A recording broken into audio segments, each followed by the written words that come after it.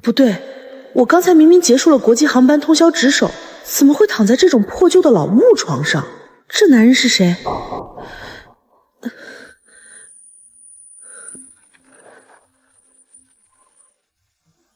脑袋涌入一堆陌生记忆，原来我穿书了，穿进了一本80年代甜宠小说，成了书中同名同姓、下场凄惨的炮灰女配沈星婉。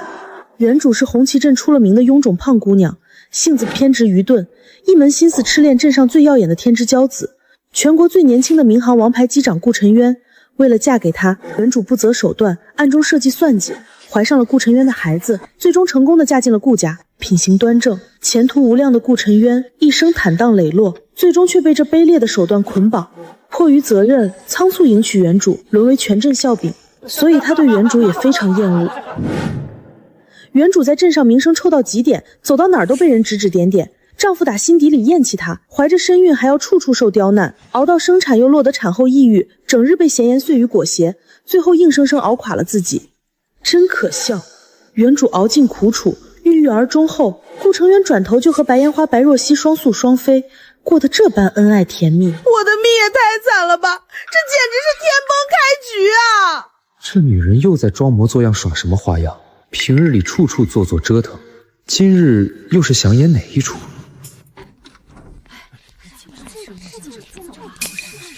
沈星婉，你到底闯的什么祸？这是家里全新的婚床，怎么偏偏被你做塌了？我的天，真是开眼了！头回见把婚床压塌的新娘子，也太胖了吧！胖也就算了，当初不知道用了什么手段，逼得顾机长不得不娶她。本来就是算计来的婚事，新婚夜就出这种洋相，真是全镇最大的笑话。可惜了顾机长，那么优秀的人，硬是被这女人拖累惨了。沈星婉，我最后重申一次，我娶你只为承担莫名的责任，无关半分情爱，更非我心甘情愿。等你胎相稳定，身体调养妥当，我们立刻离婚。离婚可以，但不是现在。你放心，我还不至于上赶着。你什么意思？他今天这是怎么了？要是以前，早就撒泼打滚了。第一，我肚子里揣着你们顾家的金孙子，现在胎相不稳，你急着离婚，是想落个苛待孕期不顾子嗣的名声，传出去，丢的是你们顾家的脸面，不是我的。第二，当初的荒唐是我糊涂莽撞，但婚姻已成定局，你我都是成年人，没必要意气用事。第三，离婚是2个人的事儿，需要双方共识。你放心，我不会卑微求和纠缠你，到了时候我会离婚。他今天这是怎么了？难道是在欲擒故纵？这婚事本来就不光彩，可怜陈渊白白受了委屈。等着吧，过段时间陈渊肯定要离婚。我再说一遍，我不会再纠缠谁了。我的婚姻，我的人生，我自己说了算。从今往后，我不会再纠缠任何人，也不会再做讨人嫌的事。但谁若是随意拿捏我、诋毁我，我也绝不退让。哼，我才不信，他这么爱我儿子，会这么轻易放弃。阿姨，我听说新婉嫂子嫁过来还怀了身孕，特意过来看看她。若若来了，快进来坐。还是你懂事贴心、温柔乖巧，比某些粗鄙懒惰的人强太多了。阿姨别这么说，新婉嫂子也有自己的好处，只是陈渊哥常年飞庞丹，工作辛苦，心思细腻，平日里最讲究体面规矩，家里若是乱糟糟的，难免让他分心劳累。新婉嫂子，恭喜你新婚，还怀了宝宝，孕期辛苦，你一定要好好照顾自己。多谢关心。原来这就是那个白莲花女主，看来这是上门挑衅的啊。你也知道，陈渊哥眼光高，向来喜欢干净体面、温柔懂事的人，最讨厌懒惰、无理取闹的性子。嫂子，我知道你心里在意陈渊哥，只是你这模样，平日里也要多注意身形举止，好好打理自己，收敛些脾气，陈渊哥或许会对你好一点。好一个我见犹怜的小白花，这是打压我，衬托你自己吧。陈渊哥，你刚新婚又要忙工作，肯定很累，家里的琐事若是扰了你，你别憋在心里，我一直都在。妈呀，妹妹真当我是空气啊？多谢关心，我们自己家的事儿还是自家处理。阿姨，我就是担心陈渊哥和嫂子相处不好，特意过来看看。夫妻新婚，最怕心生则细，你们多包容嫂子，也让嫂子多体谅陈渊哥的难处。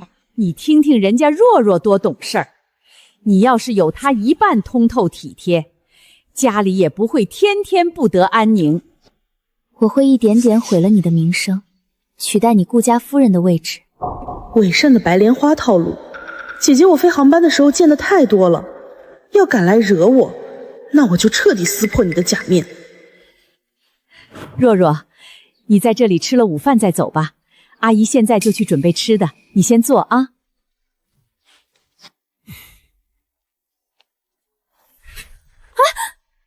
嫂子，我知道你不喜欢我来，可你没必要摔陈轩哥的证件啊，这是他最看重的东西，万一影响他工作怎么办？是你做的，还以为他会有所改变，没想到还是和以前一样无理取闹。我自始至终站在这里，从未靠近桌边，你自己亲手扫落的东西，没必要在这里装可怜。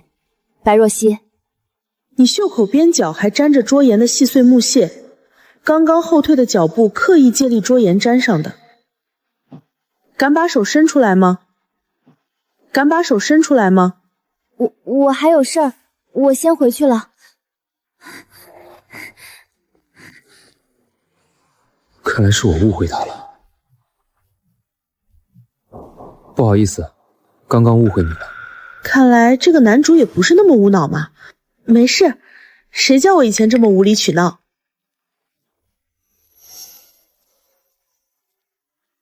你回来了，快洗手吃饭。这些菜都是你做的？是啊，家里没啥好菜，我简单做了几样。你尝尝味道怎么样？合不合你的口味？很好吃，味道很不错。以前他好吃懒做，从来都没见过他下厨，人怎么可以一时间改变这么大？该说不说，顾晨渊这张脸是真的帅，360度无死角，就算放到现代，样貌也是拔尖的。只可惜原主从前太过任性，硬生生把好好的缘分做没了。看来我终究是没这福分了。你不用觉得不自在，我心里都明白，你从来都不喜欢我。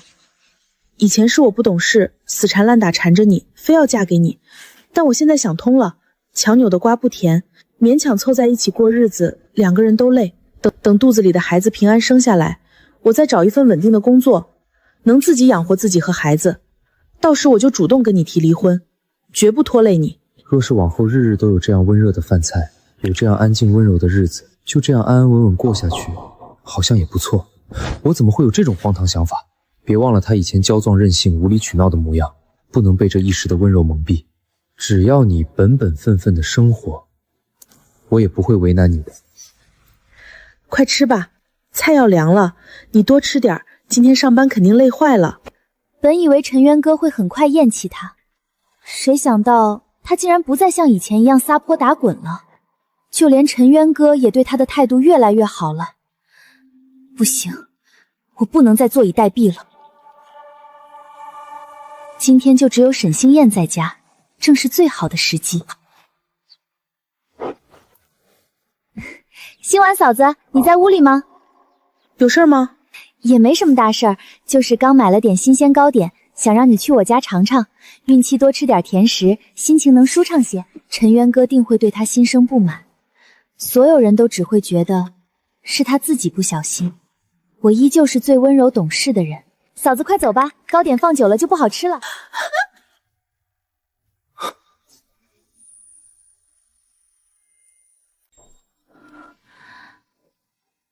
我这是怎么了？怎么会这么慌？他怎么回来了？我明明打听好了，今天就沈星婉一个人在家啊。平时你搞些小动作，我都睁只眼闭只眼，没想到你竟敢打主意到他身上。陈渊哥，我真的不是故意的，我只是好心想让新婉嫂子去我家吃糕点，可我不知道怎么回事，嫂子突然就站不稳摔倒了，我当时都吓懵了。只要我装得足够无辜，陈渊哥肯定会相信我。若若妹妹，别演了，你这点小心思，我看得一清二楚。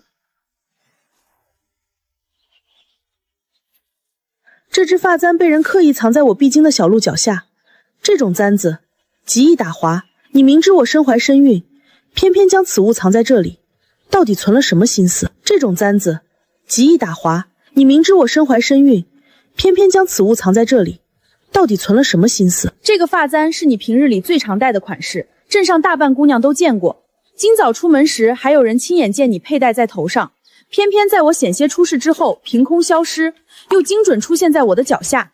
这么多巧合，你觉得谁会信？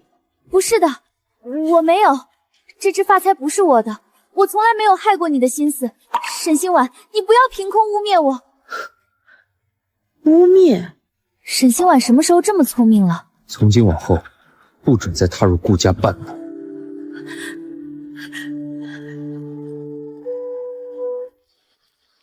我都说了我没事，一点磕碰都没有，没必要特意跑一趟检查的。从你怀孕到现在，一次检查都没做过，趁着今天有空，正好好好查一查，安心些。没想到还能看到你关心我的时候。我是关心我的孩子，我是关心我的孩子。你目前怀孕刚好2个月，正常来说，小腹会有轻微的起伏，能看出一点淡淡的孕态。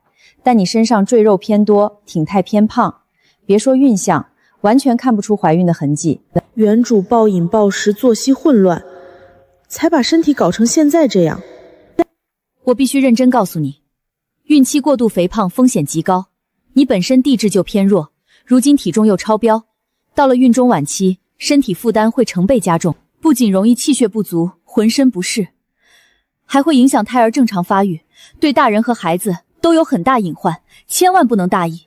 医生说的对，不用刻意节食，也不能做剧烈运动。孕期养胎首要以稳妥为主，你只要改掉乱吃零食、重油重盐的坏习惯，慢慢调理体态，控制体重。糟糕的体态不仅是我的负担，也会影响孩子。调理身体已经刻不容缓了。顾沉渊，医生说的很对，我现在的身体状态确实太差了，我得制定个计划，不能再这样下去了，拖累自己也影响孩子。孕期别瞎折腾，顺其自然就好。他一向好吃懒做，怕是只是一时兴起，坚持不了多久。原主的身体底子太差，孕期肥胖风险太高，为了宝宝，我必须好好调理身体，制定好计划。他好像真的彻底不一样了，这做的什么动作？怎么从来都没见过？还以为他会像以前一样说2句转头就忘了，没想到这次竟然这么认真。你拿的这是什么？在这看半天了。这是我的计划表，我打算从今天开始规律作息，好好调理身体，把我这一身懒出来的肉肉减掉，彻底改掉以前的坏毛病，彻底改掉以前的坏毛病。你可别瞎折腾了，我还能不了解你？整天好吃懒做，嘴上比谁都会说，从来都是3分钟热度，还减脂调理。我看你就是一时新鲜，纯装模作样，胖了10几年底子，说改就改。我把话放这儿，不出3天，你铁定坚持不住，纯属白费功夫。是啊，星婉，不是我们泼凉水，你以前是出了名的懒，零食不离嘴，凳子一坐半天不动弹，哪可能说改就改啊？怀着孕安稳躺着享福就行，瞎折腾这些干啥？我看啊，顶多坚持2、3天，纯属白费力气。要是以前我也就忍了，可现在我一定要让这些人张大眼睛好好看看。妈，您可别把我以前的懒当成我一辈子的命啊！以前我是不想动，不是不会动。还有各位阿姨，你们别拿老话套我呀。江山易改，本性难移，说的是坏习惯。我这是改懒变好，又不是学坏，怎么就改不了？我这是改懒变好，又不是学坏，怎么就改不了？再说了，我瘦我的肉，养我的胎，又不花你们1分钱，也不用你们帮忙盯着。与其看我笑话，不如坐等看我变好看，说不定到时候还能沾沾我的福气呢。我们这是为你好，你怎么这个态度啊？妈，少说几句，他要改变这是好事，不用管别人怎么说，你想做就大胆去做，家里有我支持，不用向任何人证明，安心坚持就好。不错不错，这男主虽然平时话少，关键时候是真靠谱，太会护妻了。从前只知他骄纵懒散，可这2日他的自律与改变，我都看在眼里。他难得认真，我绝不许旁人随意嘲讽打压。星晚，我这边接到通知，近期要外出集训，时长大概1个月。家里的事儿我已经提前和妈交代好了。好，我知道了，你放心去就好，工作要紧。家里我能照顾好自己，也会好好养胎，不用挂念。从前我外出半日，你便哭闹纠缠，寸步不舍。如今我要离开整整1月，你却半点不留，坦然应允。这般懂事独立，反倒让我心生空落，心里不爽。星晚，你好像真的瘦了不少。最近规律作息，适度走动，身体轻松了很多。这是谁？这么漂亮，怎么会在我家？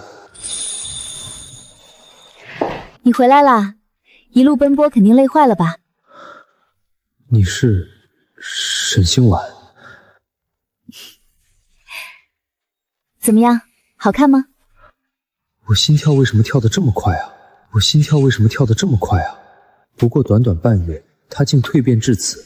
方才远远看着，我完全没敢认。褪去一身臃肿后，眉眼精致动人，气质也越来越好。真没想到，短短日子不见，你变化这么大，气色好了太多。这段日子辛苦你了。不辛苦，规律作息，适当活动，我反倒觉得身子轻松不少。也是为了肚子里的孩子，一切都值得。在外这些天，我还总惦记着你，没想到你不仅坚持了计划，还把自己调理得这么好。还有我在呢，注意下场合。我先回房间收拾衣物了。我跟你一起。这是顾家那个沈媳妇儿，我差点没认出来，变化也太大了。瘦的云恨好看，整个人气质完全翻盘，清爽又得体，太惊艳了。之前还笃定她3分钟热度，改不了懒性子，没想到真的彻底蜕变，太让人刮目相看了。是啊，真让人刮目相看。短短2个月不见，他居然脱胎换骨，完全变了一个人。怎么会这样？那个又胖又笨拙的沈星晚，居然瘦了这么多，还变得这般好看。陈渊哥向来心思浅，如今见他这般模样，岂不是更要偏向他？凭什么？我绝不会让沈星晚一直这样风光下去。凭什么沈星晚可以脱胎换骨？凭什么所有人都向着他？凭什么陈渊哥眼里只有他？难道我最后会输给了曾经人人看不起的沈星晚？我绝不甘心。今天陈渊哥在家，正好可以试探一下他们的感情。陈渊哥，好久不见，我一直不敢来打扰你们，就怕惹星晚嫂子不开心。嫂子，我听说你最近变化特别大，整个人又好看又懂事，我真心为你高兴。只是我前几日听镇上的人议论，说你最近脾气还是有些刁钻，私下里总爱和邻里起争执，处处较真，一点都不包容大度，又是这套卖惨挑拨的手段，我都懒得和你这种人多费口舌。陈渊哥，我知道嫂子性子要强，只是你工作繁忙，日日在外奔波，家里若是不能安稳平和，总闹些琐碎矛盾，难免会让你分心劳累。我也是担心你们夫妻不和，才多嘴提醒一句，你别多想，只要我挑拨成功，让他们夫妻心生嫌隙，陈渊哥迟早会回到我身边。听谁议论的？我怎么从未见过星晚刁钻闹事与人争执？我就是听镇上邻里随口说的，可能是我听错了。听错了？一句听错了，就可以随意诋毁我妻子？星晚这段时间安分守己，孝顺持家，温柔懂事，日日打理家事，照顾家人，从未与人结怨，无故闹事，这些我都看在眼里，比任何人都清楚。我妻子是什么性子，品行如何，轮不到你来恶意抹黑。陈渊哥，我真的没有恶意，我只是担心你们夫妻不和，好心提醒你而已。不必，我和我妻子的感情我们自己清楚，无需外人费心插手。你的好心我们承受不起，从前的事我可以既往不咎，但从今往后，你我再无半点情谊。我不甘心，我绝对不会就这样认输。听说城里国营民航公司要招空锤了，这次对外招人，不光城里的人能报，咱们普通老百姓也有机会。那可是正经国营岗位，实打实的铁饭碗，多少人盯着这份体面差事呢，太难得了。蓝天，空城，这是我刻在骨血里的热爱，我绝不能错过这千载难逢的机会。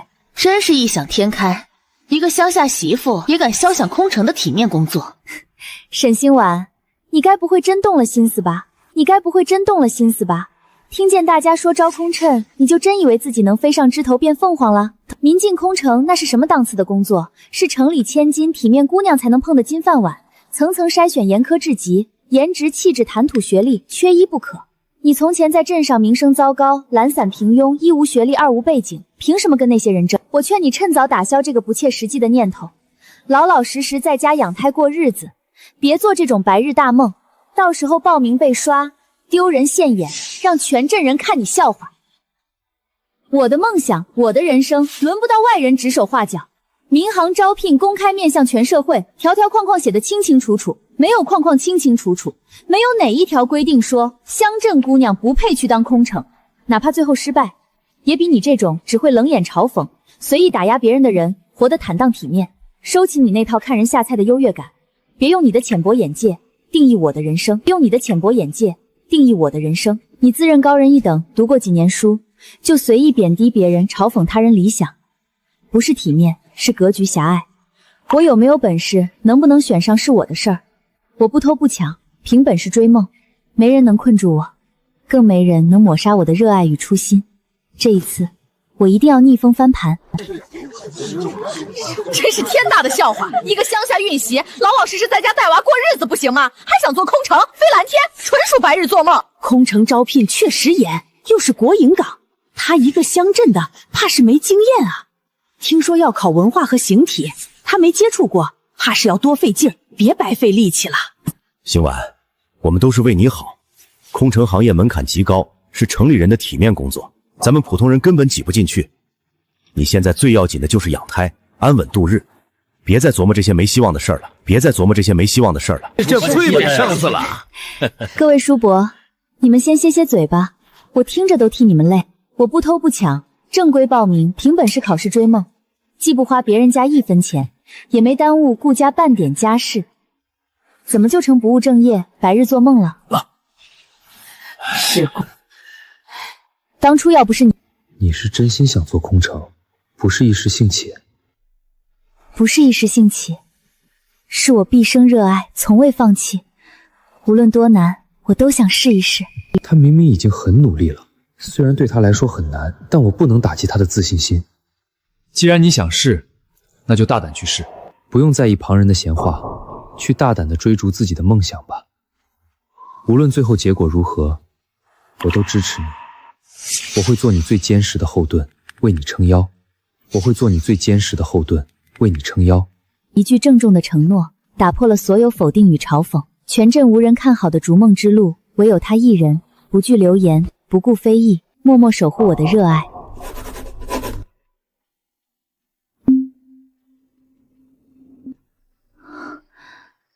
你这是做什么？突然把所有积蓄都拿出来？家里所有的薪资、积蓄都在这里，以后全部交给你打理。全部交给我？你真的一点不留？你常年外出执勤，在外难免有应酬花销，临时急用，身上没钱怎么行？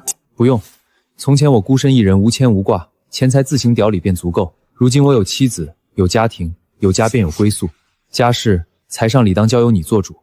你心思通透，做事稳妥细心，远比我更适合打理家里的大小开销。我挣的每一分钱，从来都不是为了自己，都是为了这个家，为了你和肚子里的孩子。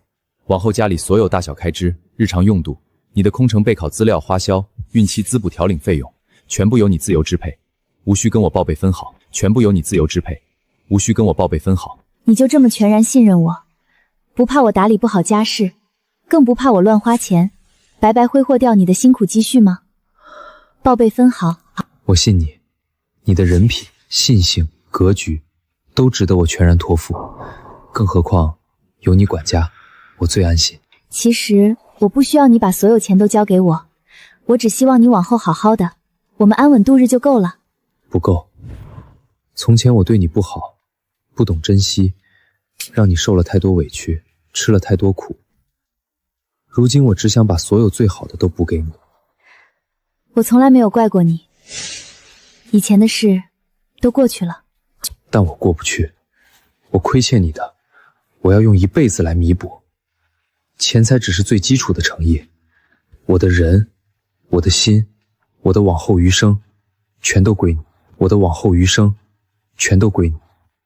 你就不怕我以后追梦成功，飞上蓝天，站上更大的舞台，慢慢走远了吗？我不怕，我支持你的所有梦想，你只管大胆往前飞，勇敢追逐你的蓝天与热爱。我永远是你最坚实的后盾，守着家，等着你，永远不会让你无家可归。好，那我一定好好备考，不负梦想，也不负你。我看了他这么多年，他从没对我这样笑过。我装温柔懂事这么多年，步步隐忍，最后什么都得不到。沈星婉凭什么拥有一切？凭什么她能逆袭翻盘，被顾晨九捧在手心，还能追逐旁人遥不可及的梦想？既然小手段没用，那我就毁掉他最在意的名声和梦想，断了他的前路。我装温柔懂事这么多年，步步隐忍，什么都得不到。沈星婉凭什么拥有一切？凭什么她能逆袭翻盘，被顾晨舟捧在手心，还能追逐旁人遥不可及的梦想？既然小手段没用，那我就毁掉他最在意的名声和梦想，断了他的前路。你们帮我在全镇散播谣言，统一口径抹黑沈星婉，说他品行虚荣，心思功利，报考空乘只为攀高枝，不是为了当空乘。这要是被人查到，我们可担待不起啊！只管放心大肆传播，彻底搞臭他的口碑，断了他的空航梦。事成之后，好处只多不少。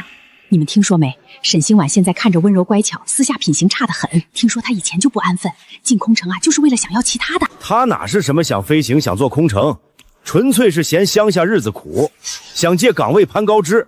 心性这么差的人，根本不配进民航当空乘，去了也是丢我们镇的脸。空乘招聘最看重品行口碑，一旦这些谣言坐实，沈星婉哪怕实力再强，也会彻底失去报考资格，终生与空乘无缘。你别冲动，现在出去争执，只会让人觉得我们狗急跳墙，反倒坐实谣言。稳住，看戏就好。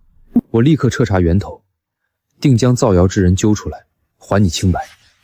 不用急着动手，谣言靠冲动解决不了，我自有办法抓出真凶，自证清白。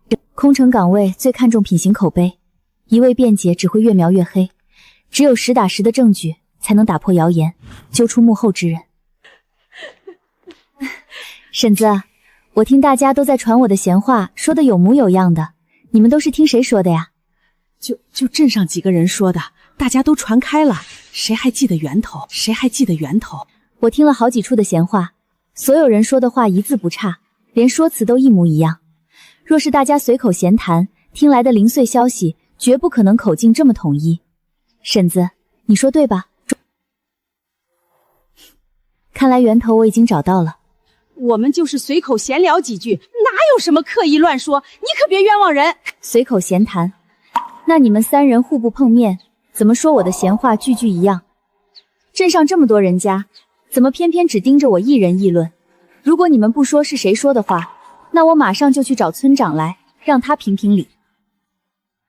别，其实是白家姑娘白若曦跟我们说的。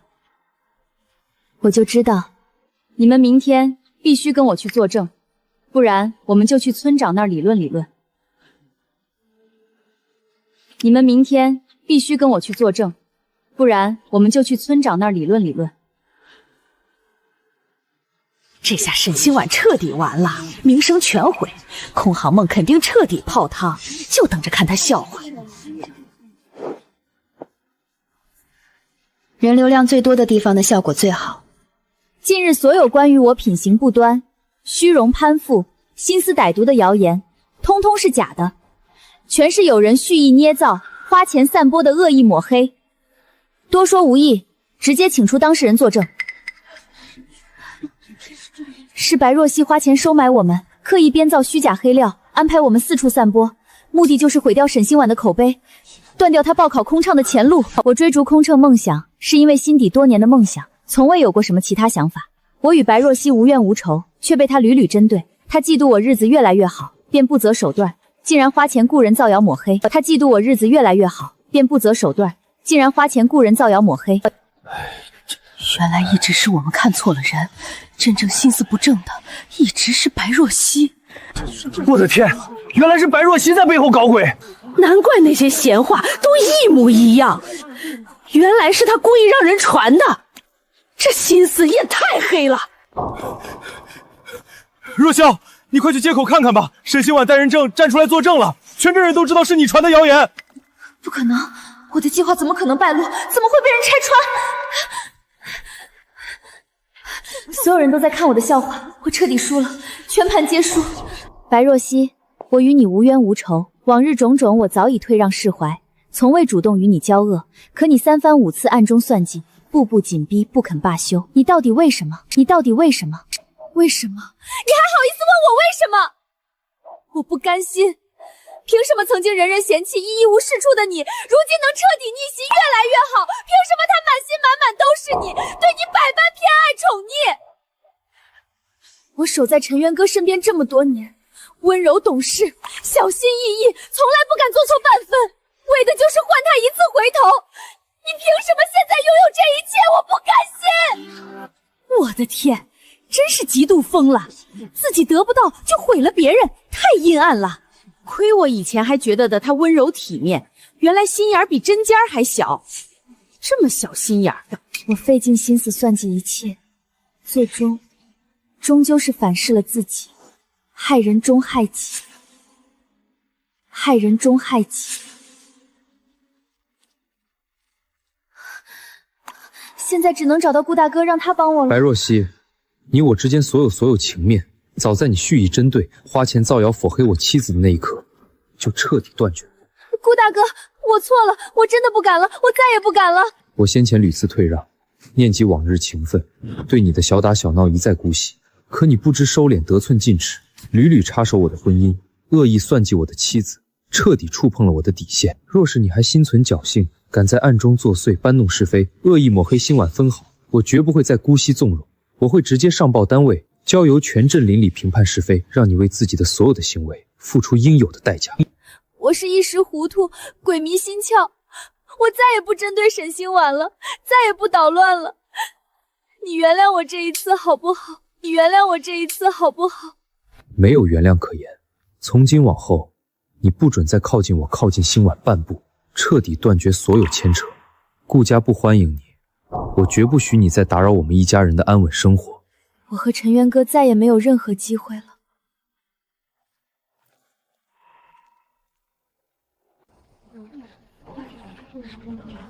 你们快看沈星婉，我是真的看不懂她，她自己是什么样子，心里真的没数吗？何止是没数，简直是异想天开。一个结了婚、怀着孩子的女人，放着安稳日子不过，好好在家安胎生子才是本分，非要跑来跟我们一群未出阁的姑娘抢铁饭碗，未免也太不自量力了。你们忘了她以前的样子，在咱们镇上，沈星婉从前可是出了名的又胖又懒，名声极差，人人都笑话她邋遢平庸。不过是瘦下来变好看了一点，真就以为自己一步登天能麻雀变凤凰了。不过是瘦下来变好看了一点，真就以为自己一步登天能麻雀变凤凰了。我们从小家里花钱培养，读书识字，修习礼仪，练习谈吐，多年扎扎实实打基础，才有今天的备考底气。她一个普通乡镇媳妇儿，没家境，没背景，没受过系统教育，凭什么备考状态比我们所有人都好？凭什么老师次次夸赞她，把她当成头号种子考生？我昨天还听见监考老师私下说，这批考生里，沈星婉进步最快，基础最稳，是最有希望考上的。要是最后真让她一个已婚孕妇考上了民康空乘，我们这群精心备考、条件优越的姑娘全都成了笑话。到时候传出去，所有人都会笑话我们不如一个孕妇，这脸我们往哪儿搁？绝对不能让这种事情发生。凭什么他沈星婉逆风翻盘，独占风头？我们起早贪黑抓题备考，付出了这么多努力，凭什么要白白给他陪跑？付出了这么多努力，凭什么要白白给他陪跑？哎呀，现在正是备考之际，这段时间还是忍忍。听说这次民航初试卡的特别严，不光看成绩，还要查个人履历和家风品行。国营大厂的铁饭碗，怎么可能随便什么人都能进？有些人身世特殊，处境尴尬，品行更是说不清道不清。就算刷题再好，最后也是白费功夫。有些人与其去讨论别人的过去，还不如把精力放在学习上，没准考场发挥就能面上了。你不要跟这种人计较，我们故意捣乱，再趁他不在偷偷换掉他的笔记，看他还怎么复习。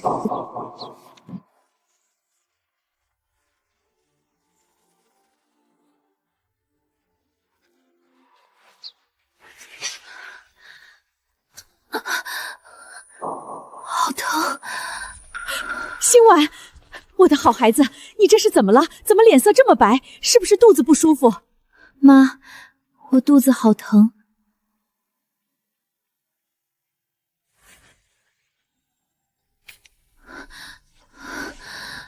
坏了，这是胎痛不稳的危险征兆，万万不能出事！我的孙代和儿媳都要平安。别急，好孩子，你千万别硬撑，别怕，你坐着别动，妈立刻给陈渊打电话。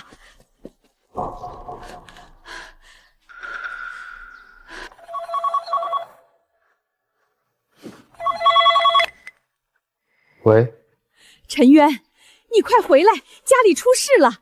欣婉突然肚子疼得厉害，孕期不稳，整个人疼得直发抖，情况看着特别不好。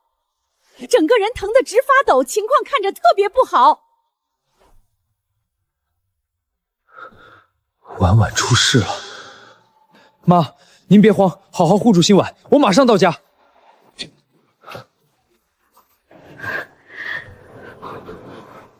婉婉别怕，我回来了，我已经到家了，有我在，你和孩子都不会有事的，别怕。我瞬间感受到了温暖，好像肚子也没有那么疼了。看来连小家伙都知道是爸爸来了。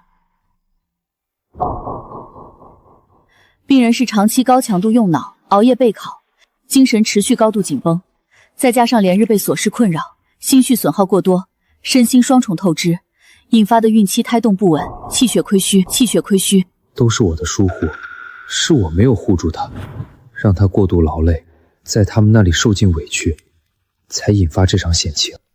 陈渊，你不用时时刻刻守着我的，这样熬着身体会垮的。你好好去休息，我身体已经缓和很多，不疼了，没事的。这次把我吓住了，答应我，事业可以慢慢来，但你和孩子半点风险都不能有。是我不好，前段时间我一味支持你追逐梦想，为你的逆袭开心，却忽略了你身怀身孕，身体经不起这般高强度消耗，更没能及时护住你，让你被那些人刁难，日夜内耗，受累吃苦，受委屈了。往后我护着你，没人能再打扰你备考，没人能再让你受半点委屈。你就在家备考，我陪你；你就在家备考，我陪你。你想休息，我守着你。怎么办，顾陈渊？我好像越来越喜欢你了。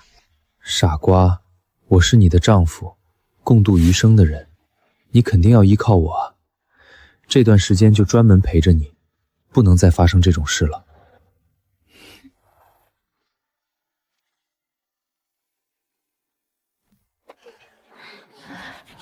初试考核这么严格，要是临场出错，就错失这次机会了。本次初试主打基础测评，重点考察考生专业常识与基础服务素养。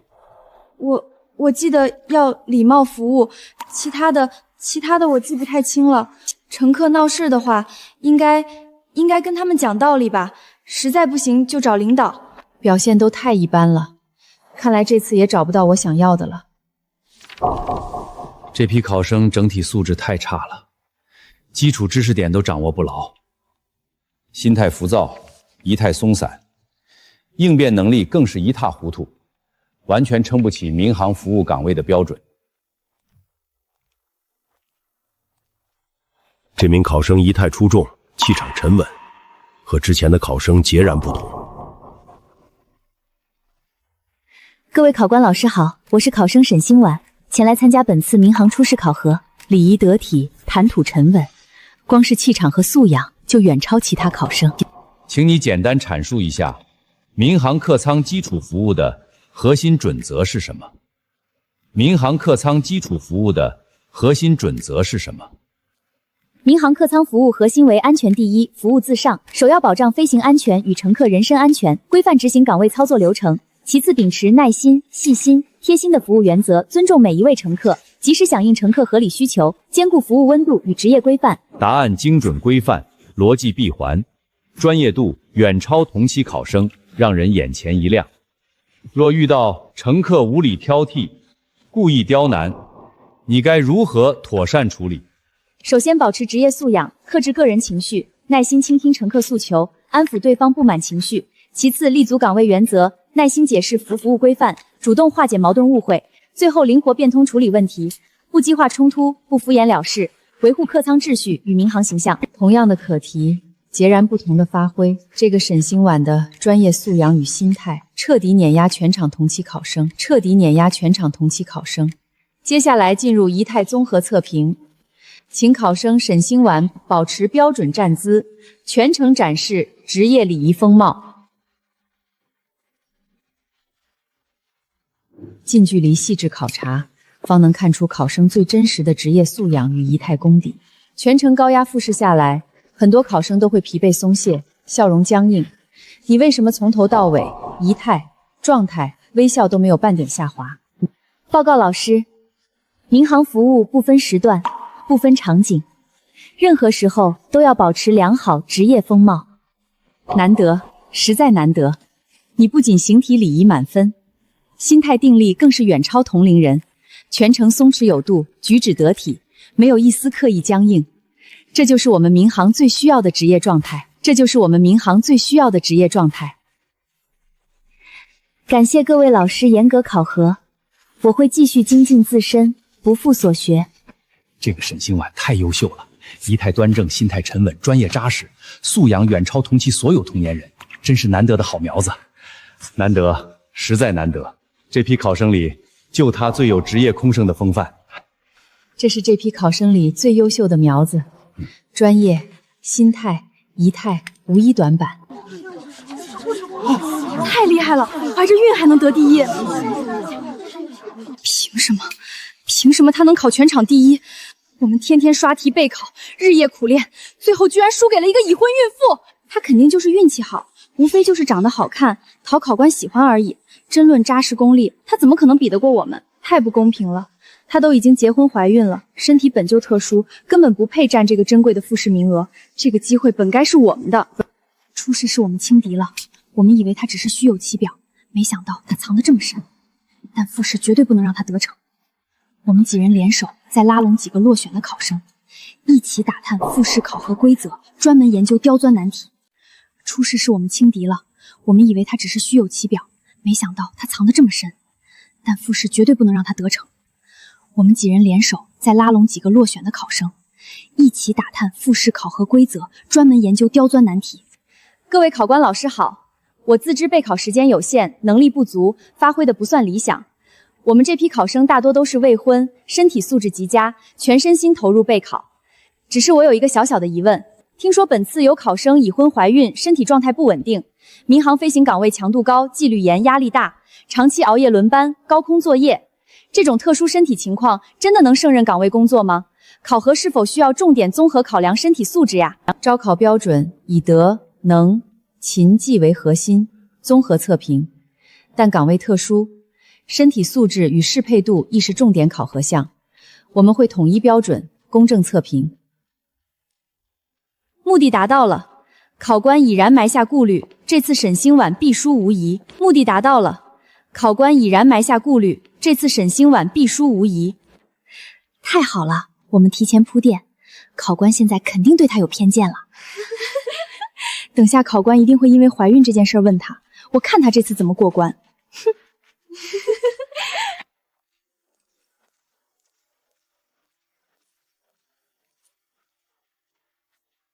考生请听题：模拟高空飞行应急场景，航班突遇强对流天气，机身持续剧烈颠簸，客舱内多名乘客恐慌不安，其中一名老年乘客极度害怕，当场哭闹不止，情绪崩溃。同时，一名年轻乘客不顾安全警示，执意起身打开行李锆拿取个人行李。你作为预备乘务人员，需第一时间妥善处置，限时10秒作答。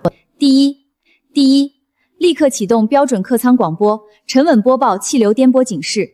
要求全体乘客全程坐好，系紧安全带，禁止一切起身走动、开启行李章的行为，稳住整体客舱秩序。第3，迅速上前礼貌劝阻起身乘客，沿路讲明高空边坡坠物的安全隐患，杜绝危险行为，同时快速协助固定行李、关闭行李架，消除安全风险。简直就是完美回答，流程甚至比在岗的空乘人员还要完美。面试过程，我们留意到你怀有身孕，民航岗位高强度、高纪律，轮班频繁，随时待命。后续你大概率需要休产假，调理身体，极易耽误工作进度，拖累团队协作。你如何保证自己不影响岗位，不拖团队后腿？我孕期作息规律，严格自律，心态稳定，体能良好，完全能够胜任地面及常规飞行配套岗位的所有工作。不会出现懈怠忘工的情况。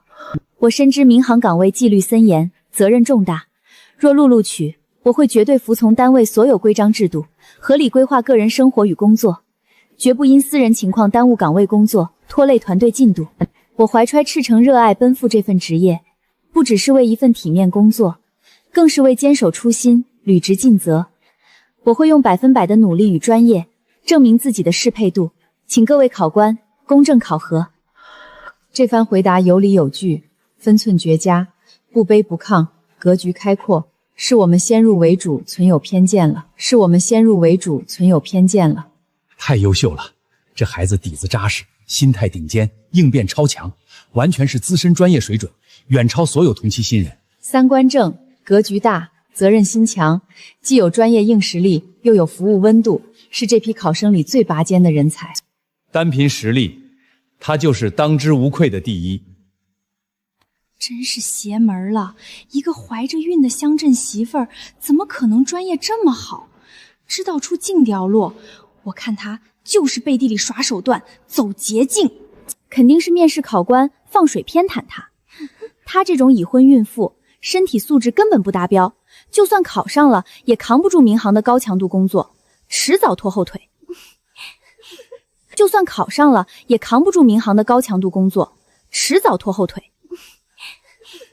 等着吧，就算他这次复试拿了满分，我们也去举报他。孕期备考就是最大的短板，根本不配占这个岗位，迟早被刷下来。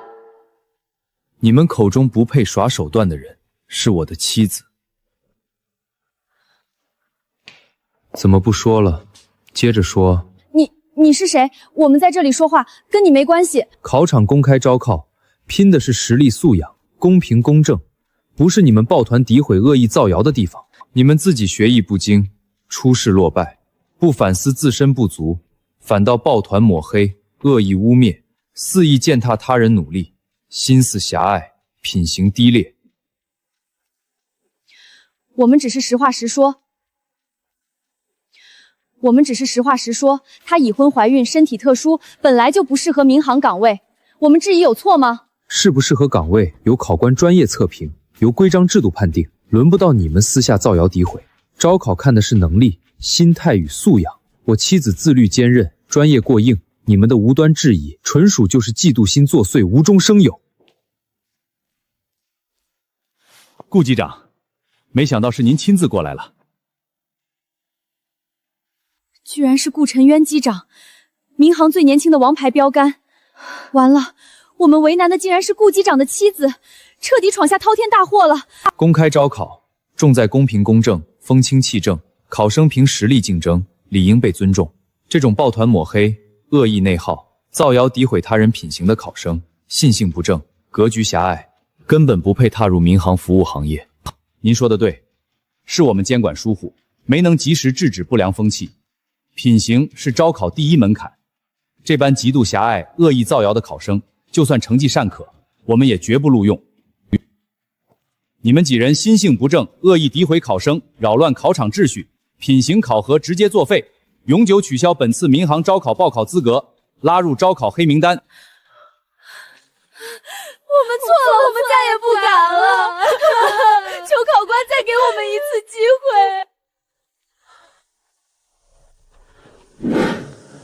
他怎么会在这里？特意等我吗？你怎么来了？不是在忙工作吗？再忙也没有你重要。我的考生这么优秀，我怎么能缺席你最重要的时候？累不累？有你在，一点都不累。生。